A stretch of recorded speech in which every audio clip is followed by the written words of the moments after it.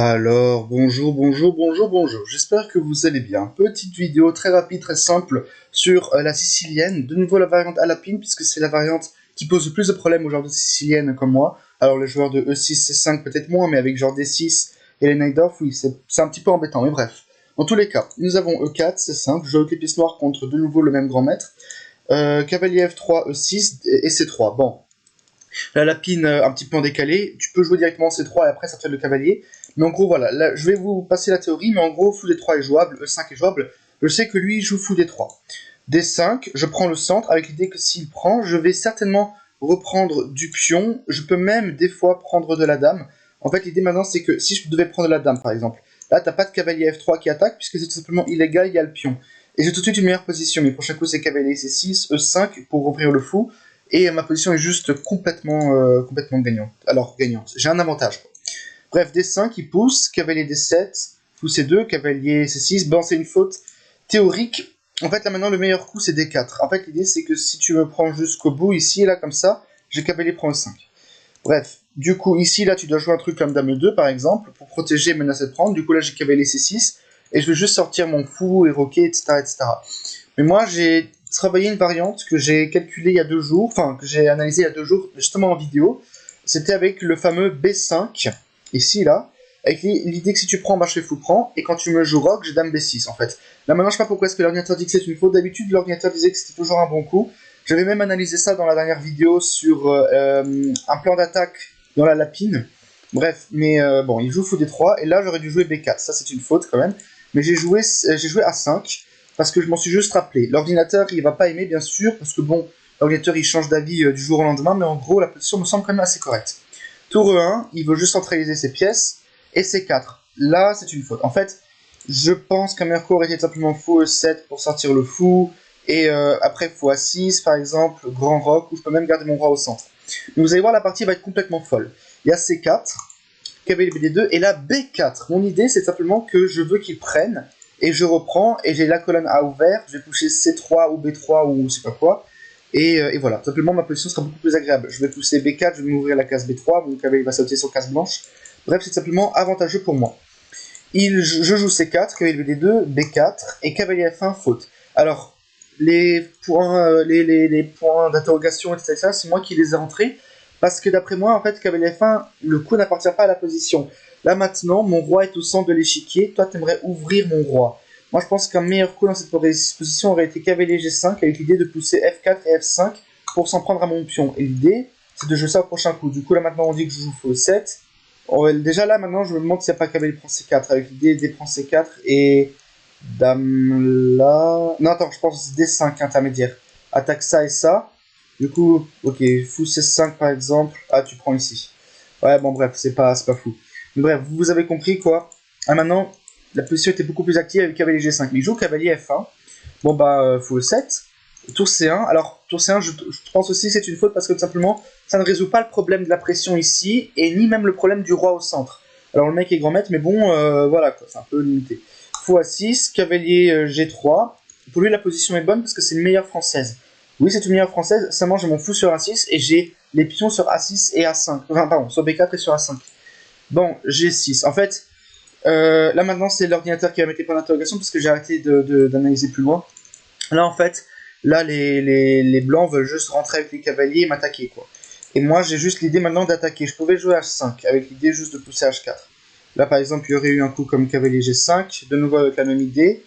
Et genre ça par exemple. Déjà il y a cavalier H5, du coup il a obtenu ce qu'il voulait. Du coup on va dire ok là-dessus je peux jouer G6 par exemple, le fou est bloqué.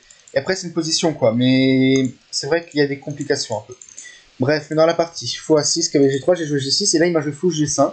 Bon bah j'ai joué H6. En fait si je prends, j'ai juste pas envie que son cavalier rentre en jeu et qu'après il me pousse quoi. Il veut jouer cavalier G5 depuis tout à l'heure. Bon il le joue pas, mais il veut quand même le jouer quoi. H6, il prend, cavalier prend, et dame D2. Et là maintenant j'ai réfléchi 2 secondes. Il faut savoir que c'est une partie de blitz là, il y a 5 minutes de chaque côté, plus une seconde d'incrément.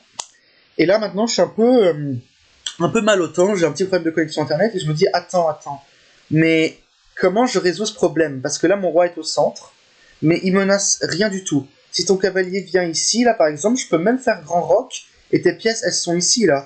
Genre ok on va dire je joue je sais pas moi, ce coup là. supposons que tu me joues ça, genre grand roc, tu vois, et ton cavalier est ici, ton fou il pointe là, tu vois, et t'as aucun moyen de résoudre ces problèmes. Là, par exemple, la position est déjà égale. Genre, si tu joues B3, j'ai C3, je suis même déjà mieux. Et si tu me fais ça, par exemple, bon bah, cavalier C6, mes pièces re-rentrent en jeu, et je te marche juste dessus, c'est tout.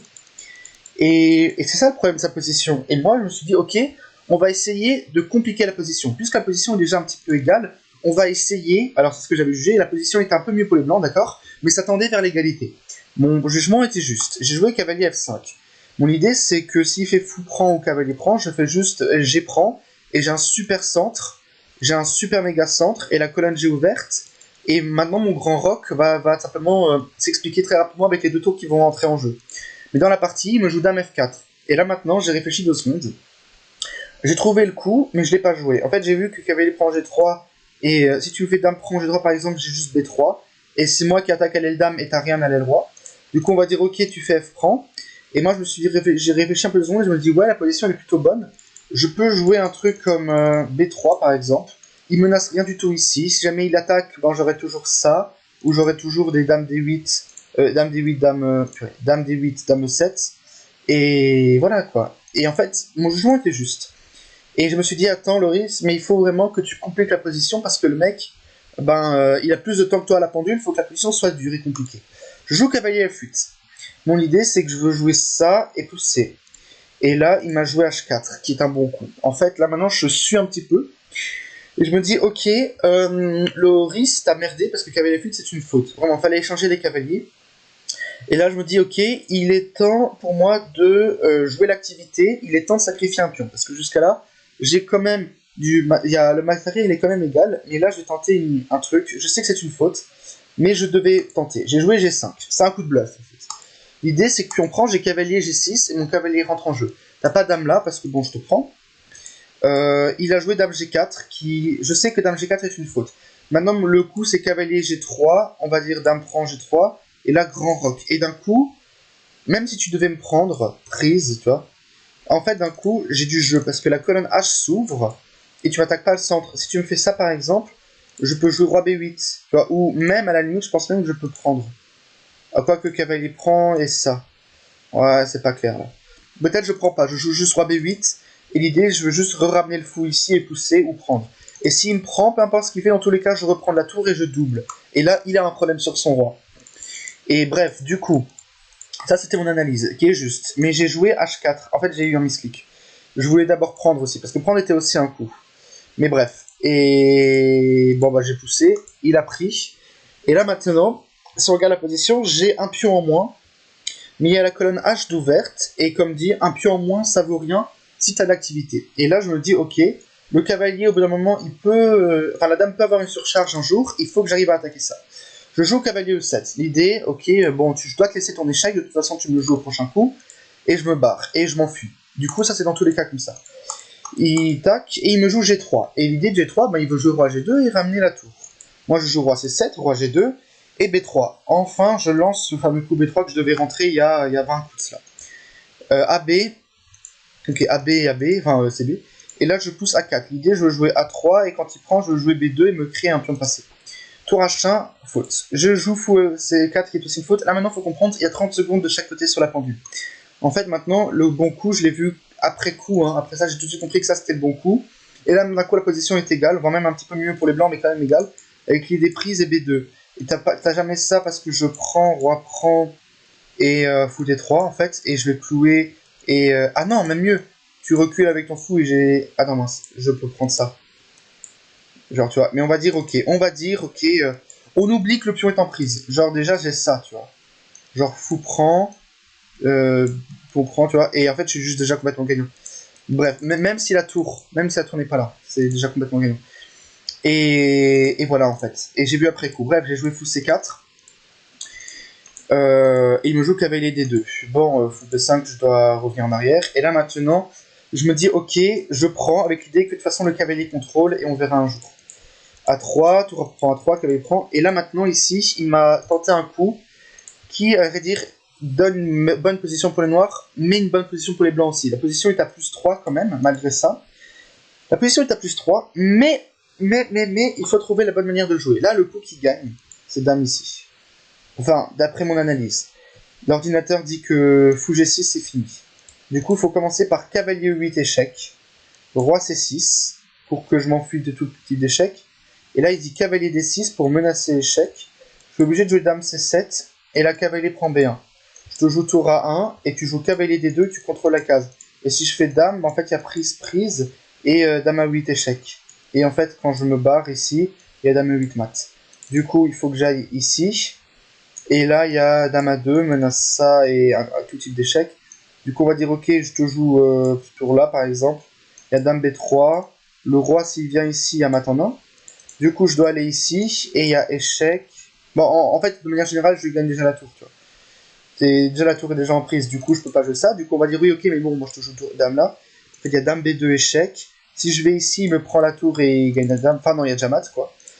Et si je vais ici, il y a dame D2, avec l'idée que la tour n'a pas de case. Peu importe où je vais après, il y a une fourchette. Genre, si je vais là, il y a dame E2. Pardon, une seconde. Il y a dame E2, échec. Tape la tour. Si le roi vient ici, par exemple, il y a dame B5 mat. Incroyable la variante. Si je viens ici, il y a cavalier B5 échec, je perds la dame. Du coup, le seul coup, c'est ça. Et dame B2 échec qui gagne la tour. Du coup, dans tous les cas, je la perds cette tour. Mais bref. Ça, c'est la méga longue variante très compliquée qu'il fallait voir. Et j'ai vu à peu près jusqu'au fait qu'en fait, ici, là, qu'après le cavalier 8, en fait, je perds la tour dans tous les cas. Et bref. J'ai pas vu les... bref, j'ai juste vu au moment où je perds encore la tour. Bref, cavalier A1. Et dans la partie, il me joue dame H7, qui en fait est une faute. Là maintenant, j'ai bien joué, j'ai pris la tour, il m'a pris, et là, excellente réaction, dame B3. La position est complètement égale malgré la pièce en plus, parce qu'en fait, je vais prendre un pion et monter, quoi. Et sa seule manière de jouer, c'est de trouver les bons échecs. Là, en fait, j'étais gagnant si je joue roi C6. Roi B6. En fait, là maintenant, je suis gagnant parce qu'il n'y a aucun échec, et je te joue ça et ça. Et bon, bref. Et dans la partie, du coup, après prise, il y a eu ça, et j'ai fait une faute. Il faut savoir que là, on a 20 secondes sur la pendule chacun. Roi E7. Et là, j'avais proposé nul, il a refusé. Moi, j'ai joué dame A3. Et là, il m'a joué la faute, C4, bon, du coup, dame A1. Et là, ici, j'ai fait une deuxième dame. Et là, maintenant, il faut savoir, j'ai 7 secondes sur la pendule. Lui, il a 30 secondes, mais je vois que si je m'enfuis ici, là, il n'y a plus d'échec. Ici, là, il n'y a plus aucun échec. Et si tu me fais ça à la place de prendre le pion, genre cavalier F6, j'ai juste roi C7, il n'y a aucun échec. Roi E8, dame B6. Roi B6. Et là, il n'y a plus rien, il y a mat en quelques coups. Et il m'a joué C prend D5. Il m'a joué C prend D5. Et là, bah, du coup, il y avait mat. Seulement, j'ai loupé le mat. Parce que j'avais stressé à cause du temps. En fait, là, c'était juste mat en 2. J'avais loupé. Et si tu montes là, par exemple, il y a dame D2, échec, roi ici et dame mat. Et j'avais loupé mat, quoi. Vraiment, faut que je fasse plus de mat en 4, là. Bref, j'ai loupé le mat. Et dans la partie, j'ai changé les dames. Et j'ai essayé d'avoir encore à la souris, mais j'arrivais pas à l'avoir à la souris. Et si je suis tombé au temps, finalement, j'ai perdu la partie contre ce grand maître. Voilà. J'espère du coup que cette petite analyse de partie vous aura plu. Si c'est le cas, n'hésitez pas à me le dire dans les commentaires. J'aime beaucoup jouer contre des grands maîtres en ligne. Ça me permet vraiment de m'entraîner et d'améliorer beaucoup. Voilà. Si jamais vous avez des amis qui jouent aux échecs, n'hésitez pas à les inviter à voir cette chaîne YouTube. Ça me fait vraiment très très plaisir. Du coup, voilà, n'hésitez pas à partager la chaîne. Et je vous dis du coup à la prochaine pour une nouvelle vidéo. C'était Loris Akali 7 et ciao tout le monde.